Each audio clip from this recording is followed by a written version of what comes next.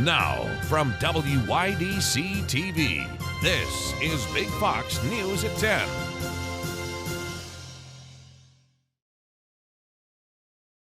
Good evening, I'm Anna Manuel. As part of Human Trafficking Awareness Month, Catholic Charities of Chemung and Schuyler hosted a Human Trafficking Awareness Forum. Big Fox's Josh Feldberg tells us what to look out for in our own backyards. Human trafficking is a major issue across the globe, but you may not realize that it's also happening here in the Southern Tier. I think a lot of times people think it's a big city issue, that it doesn't impact us locally, and unfortunately it is something that happens locally. It looks different than what it might look like in the big city for sure, but it is a local issue, and we want people to know, one, that it exists, and two, that there are resources to assist them. Catholic Charities of Chemung and Schuyler teamed up with Safe Harbor Programs to bring a panel of experts to speak about their experiences and some of the red flags people should look out for. We want parents, service providers, teenagers to look for those red flags themselves and really say, okay, this is a situation that might be going a way I don't want it to go. You know, if it's too good to be true, it probably is. Human trafficking can take many forms and oftentimes involves heavy manipulation. It is someone that's being forced to do something against their will. You know, it can be labor trafficking, it can be sex trafficking. We see it with drugs, we see it with rent. Like, those are the things of value that people are getting for the acts that they're performing. It can be someone being forced to be a nanny for someone and not being paid for it. If you or someone you know may be involved in a potential trafficking situation, you can contact the National Human Trafficking Hotline for help. Josh Feldberg, Big Fox News, Chemung County. A local group in Elmira is hosting an event to stop the violence in the city and help those who have been affected by it. Sean and Casey White of Family Fairs are hosting the event tomorrow afternoon at the Steele Library. Sean lost 2 of his children to violence years ago and is looking to help those facing similar pain. You can register for the event by calling the number on your screen. Elmira City Council has appointed a new councilman to represent Elmira's 2nd District. Corey Cook has been approved by the City Council to fill the vacancy left by former Councilman Brent Sturmer.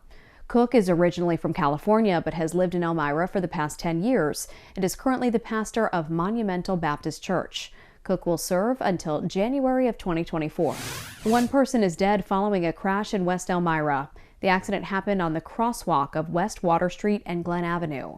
Police report that a 72-year-old woman was walking her dog when she was struck by a pickup truck.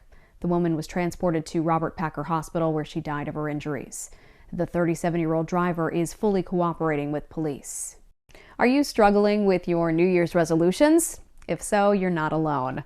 Our Maggie Hall collaborated with Guthrie Medical today to bring you a wellness resolution guide. We're at the end of January, and statistically, most people give up on their New Year's resolutions after 3 weeks. Today, Big Fox News spoke to a Guthrie doctor for advice on how to stay on track with your wellness resolutions. Hello everyone, my name is Dr. Aman. I'm the Director of Bariatric Surgery and the Chief of the Weight Loss Center. Studies show that weight loss and fitness goals are some of the most popular New Year's resolutions. 2 out of 3 adults in the United States struggle with weight. With any sort of wellness journey, consistency is key. The first piece of advice that I give to all my patients is set specific goals, start small, and consistency is more important than the gravity of change. Everyone's weight loss journey looks different, and no 2 wellness plans are the same. It's important that we feel confident, that we feel comfortable in our own skin, and to not really let anyone else define that for you. I think that's probably the one most important piece of advice that I give my patients, and my colleagues do the same as well, is don't let anybody else define that for you. We want to be healthier, we want to lose weight, we want to stay active with our kids, with our grandkids, but all of us come in different shapes and sizes, and it's about being healthy and about you being comfortable with the person that you are. So, to get more of Dr. Aman's advice, you can call 570-887-3920 to schedule a consultation. Maggie Hall, Big Fox News, Horseheads. CVS and Walmart are cutting pharmacy hours. The chains say they're experiencing a shortage of pharmacists. CVS will cut or shift hours at about 2/3 of its locations in March. Walmart plans to reduce pharmacy hours by closing at 7 instead of 9 p.m. at most of its stores by March. Walgreens has already revealed reduced hours because of staffing shortages. President Biden is touting the economy and dismissing concerns of a recession. But new data from the Commerce Department shows the economy is slowing down. Madeline Rivera has more on the numbers from Washington. A barrage of holiday deals and discounts weren't enough to entice many shoppers in December, with new numbers from the Commerce Department showing personal spending falling 0.2% from the month before. The slowdown comes even though price hikes eased. A key inflation gauge shows prices are up 5% from a year before, down from 5.5% in November.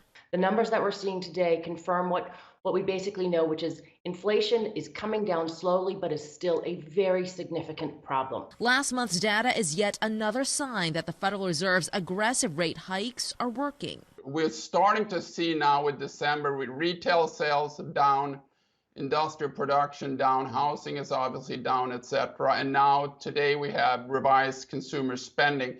It's starting to look like we're finally into this downturn. Still, President Biden is downplaying the possibilities of a recession. They've been telling me since I got elected we're going to be in a recession.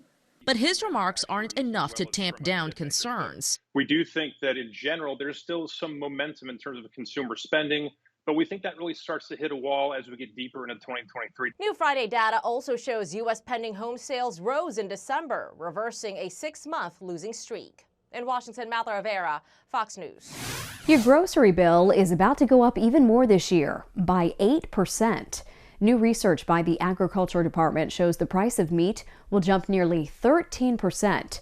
Dairy will go up by 8%. Fats and oils will cost nearly 17% more.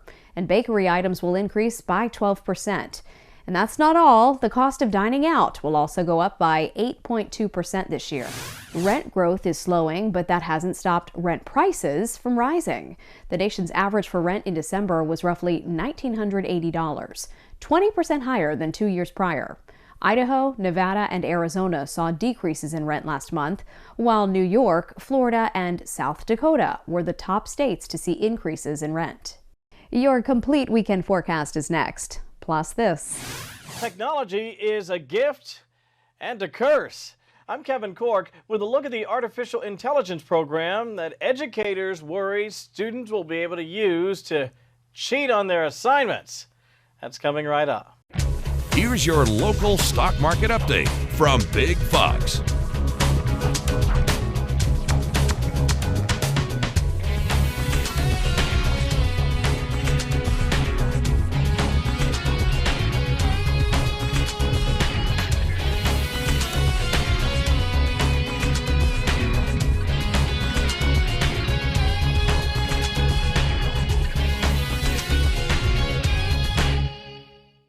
Now, your Twin Tiers forecast from Big Fox. As we step throughout our Friday, we were underneath some peaks of that blue sky, but also times of those overcast skies that may even shook out a few flurries overall. Lake-enhanced snow showers were in place closer to those Great Lake regions, and our region stayed on the dry side with temperatures sitting into those 30s. Now, as we head through the overnight, we'll continue to stay underneath some areas of those mostly cloudy skies as low temperatures will hold on to those upper 20s. As what we'll note is that some of those lake-enhanced snow showers was due to a shortwave sliding on through and allowing for southerly wind that will be back intact, and that's going to give us some mild temperatures as we head into the weekend. Now, we'll still battle that cloud cover as when we're in the winter season and you have mild temperatures but a snowpack in place, that does keep a cloud cover intact. Again, there might be some clearing with that high pressure system that's going to try to edge in out at the north, but with waves of moisture that will continue to be working their way through the Great Lakes area, it's going to keep that cloud cover intact, and then as mentioned, that mild temperature trend kind of puts that moisture in the air and keeps that cloud cover around. So not much sunshine, but overall fairly quiet until we'll have a slight chance for some rain to snow possible on Sunday. This will be associated with a stronger cold front that will bring us some light accumulation, not expecting big numbers overall, but with the potential to see rain to snow showers that will bring some slick roads to the region. And then we'll head into next week with some cooler temperatures as we're looking to stay steady with highs into the 20s. We've had a pretty mild January overall, overall. So we'll start off February on a little bit of a cooler note. Now stepping into our Saturday, again, as mentioned, still sometimes the sunshine. That cloud cover is going to be something to battle though, especially though as we head into the afternoon, we have a high temperature climbing into the 40s. So now rolling through the forecast, you'll note here, there is still some of those lake enhanced snow showers in place. Most of that is going to diminish as we'll be a little bit drier into Saturday afternoon with a high in place again, allowing for some sunshine there if possible. But as we head into Sunday morning, here's our next system that will be on approach. We'll start the day quiet and then we'll watch how the temperatures will be able to warm to start the system as rainfall, light rainfall, but then the backside of that system is going to give us some flurries as well as those cooler temperatures.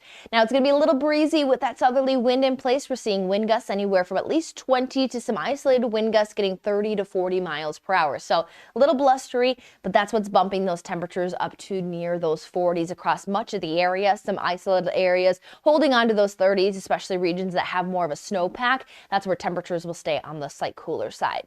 Now we'll head into Sunday with still that warming ahead of that frontal system, and then rain showers will push through. So with temperatures in the 40s, it will be mostly rain. It will turn to some wintry mix and snow showers into Monday, and then we watch temperatures continue to cool as we look at much of next week to stay underneath some of those colder temperatures and a small chance to bring back some snow showers as early as Wednesday morning. PC sales see a slump. Sam's Club is expanding, and there may be an end in sight for the decline in U.S. home prices. CJ Papa has those stories and more in today's Fox Business Briefs. Intel's business took a hit at the end of last year. The chip maker lost money in the period, and it is predicting the downturn will deepen in the coming months. The reason? Demand for personal computers has declined and weaker business in China. Shares of Intel and other chip makers are all losing ground. Bed Bath & Beyond says it can't repay its banks, which are demanding immediate payment. It received a notice of default from its lender, J.P. Morgan Chase. The home furnishings retailer has been considering a bankruptcy filing. Sam's Club says it's expanding its physical footprint after strong sales and a rise in memberships over the past 2 years. The membership warehouse announced a multi-year plan to open more than 30 new clubs across the nation. And the end may finally be in sight for a prolonged slump in the U.S. housing market. Goldman Sachs says analysts say falling mortgage rates are likely to stop the dramatic decline in home prices by mid-year.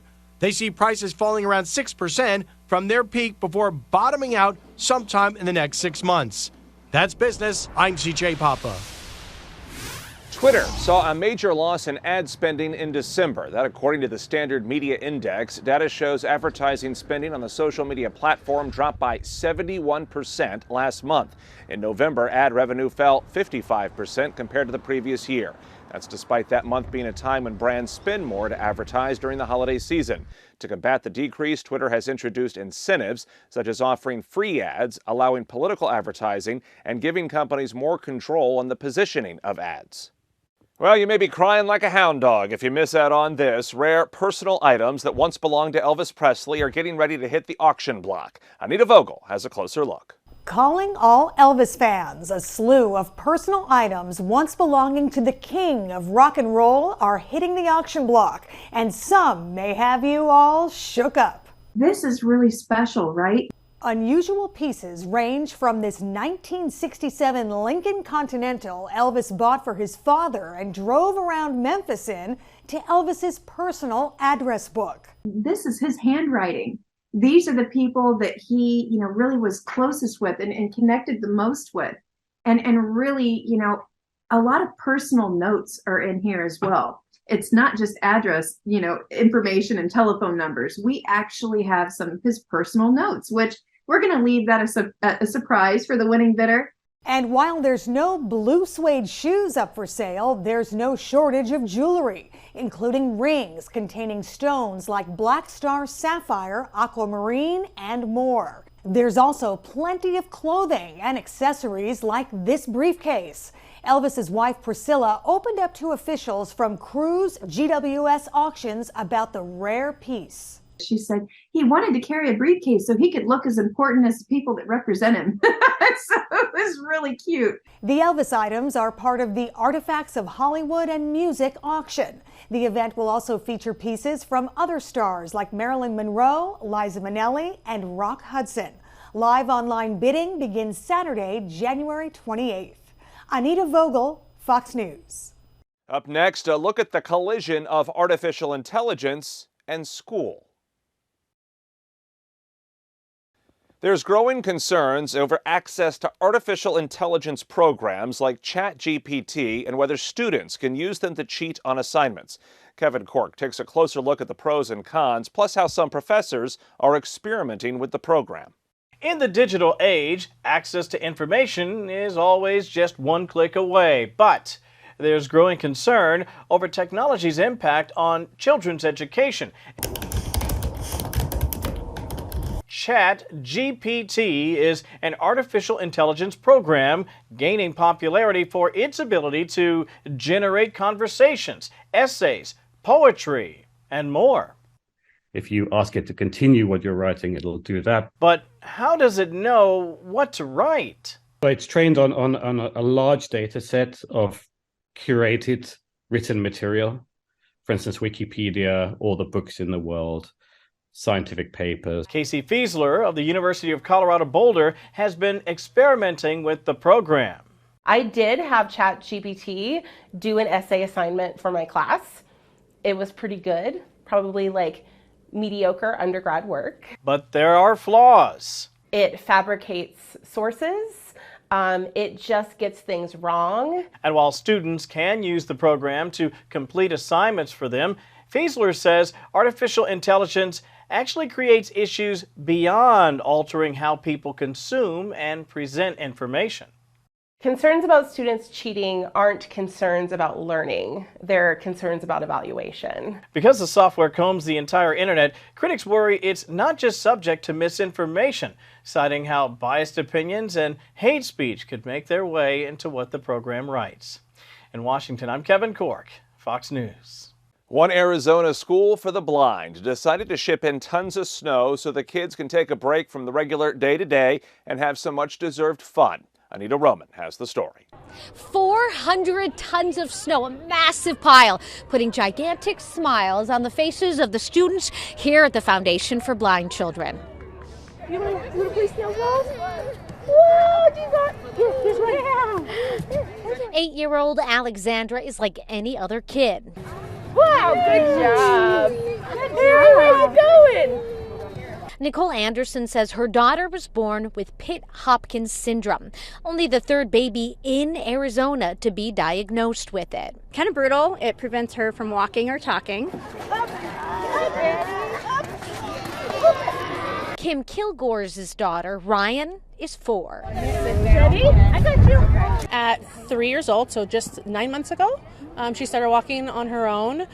She has a condition called optic nerve hypoplasia, which is small optic nerves, which causes blindness.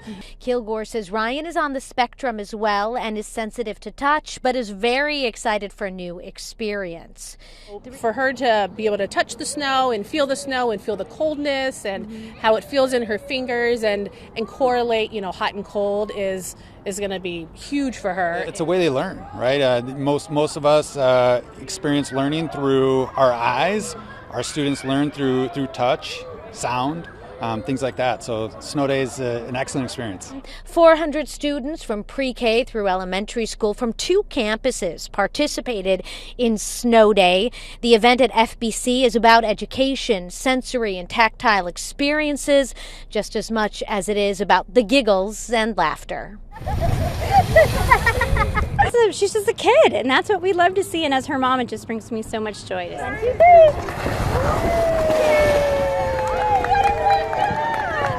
Plans are already in the works to bring the snow back next year. In Phoenix, Anita Roman, Fox 10 News.